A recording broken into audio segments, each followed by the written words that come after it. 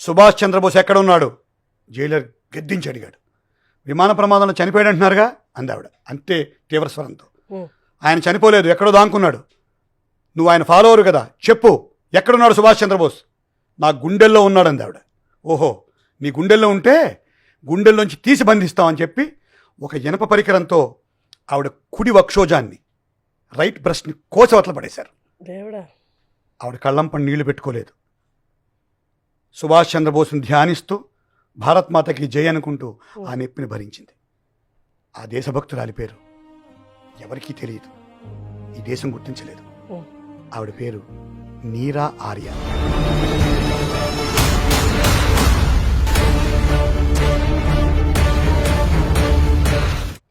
నీరా ఆర్య ఉత్తరప్రదేశ్లో పుట్టింది ఆవిడ.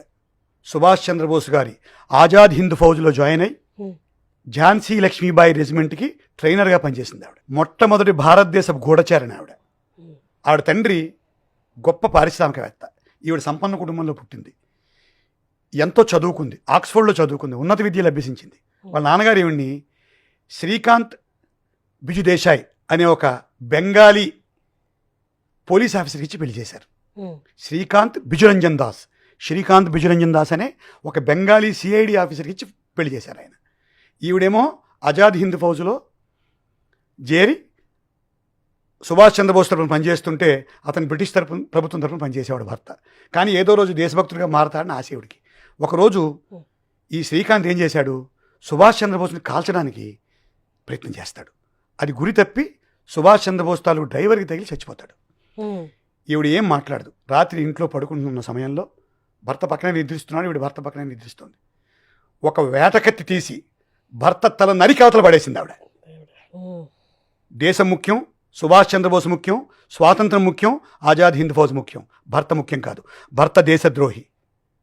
ఆ తర్వాత నాగిని అనే ఒక మారు పేరుతో స్వాతంత్రోద్యమంలో పార్టిసిపేట్ చేసింది ఆవిడ. అటువంటి ఆవిడ్ని ఆజాద్ హింద్ ఫౌజ్ వాళ్ళు దొరికిపోయిన తర్వాత ఈవిని కాలాపాని అనే ఒక అండమాన్ జైల్లో పెట్టి నానాదారుణమైన బాధలు పెట్టి సుభాష్ చంద్రబోస్ ఎక్కడున్నాడో చెప్పకపోతే చంపేస్తామని చెప్పి భయపెట్టి నా గుండెల్లో ఉన్నాడు ఆయన అన్నప్పుడు ఆ కుడి వక్షోజాన్ని తొలగించినా కూడా బాధపడకుండా ఏడవకుండా భరత్ మాతాకి జై అని చెప్పింది. ఒక్కసారి నువ్వు బ్రిటిష్ రానికి జయ్యను, నేను ఇప్పుడు వదిలేస్తా ఉన్నారు వాళ్ళు. ఆవిడ ఏమందంటే అప్పుడు నేను భవానీ మాతాకి జై అంటాను, బ్రిటిష్ రానికి జై అన్నని చెప్పింది. ఆవిడ చర్మం కూడా మళ్ళీ ఇలా పీల్ చేసేస్తారు. అన్ని బాధలు తట్టుకుంది, స్వాతంత్రం వచ్చింది, బయటపడింది. వెంటనే కలకత్తాకో ఎక్కడికో వెళ్ళలేదు ఆవిడ. ఆవిడ హైదరాబాద్ వచ్చేసింది. ఎందుకు? స్వాతంత్రం వచ్చిన తర్వాత కూడా హైదరాబాద్ సెపరేట్ రాష్ట్రంగా ఉండిపోయింది, భారతదేశంలో కలవలేదు.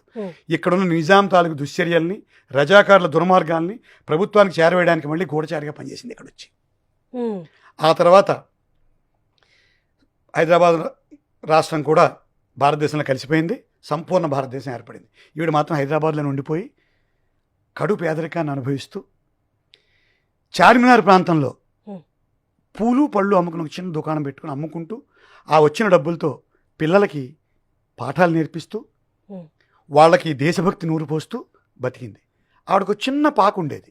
ఆ పాక ప్రభుత్వ స్థలంలో ఉందని చెప్పి హైదరాబాద్ మున్సిపల్ కార్పొరేషన్ 1994-95 సంవత్సరాల్లో ఆ పాక తీసేసి ఈవిడ సామాన్లు బయటకి విసిరేసి ఈవిడ బయట గెంటేశారు కూడా.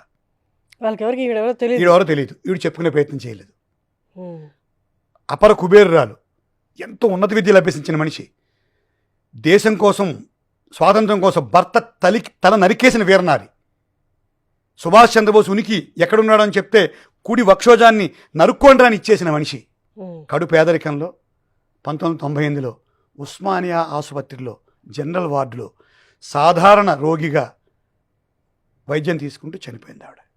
ఒక జర్నలిస్ట్కి కథ తెలిసి ఆవిడ ఉత్తర క్రియలు, అంతిమ సంస్కారాలు చేయించాడు. ఆవిడ పేరు నీరా ఆర్య. దేశం మొత్తం ఆవిడ మళ్ళీ గుర్తు తెచ్చుకోవాలి, స్మరించాలి, కన్నీళ్లతో ఆవిడ చరిత్రను మళ్ళీ లిఖించాలి, చదువుకోవాలి. ఇదమ్మా నీరా ఆర్య అనే ఒక గొప్ప దేశభక్తురాలికి కన్నీళ్లతో ముకులిత హస్తాలు జోడించి మనందరం నివాళులు అర్పించాలి. అంతేనా? Thank you.